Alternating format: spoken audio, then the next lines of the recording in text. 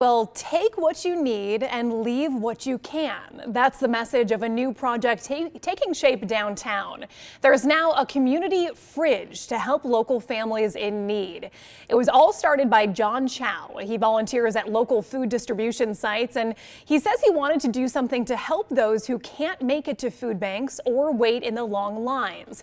Chow says it was a struggle finding businesses to partner with, but United Movement Organized Kindness stepped up to help. Another resident donated the fridge and volunteers helped set it all up. The town fridge is located near Main Street and Washington, and Chow hopes this will inspire other people to donate their food waste and start community fridges of their own. What a great idea.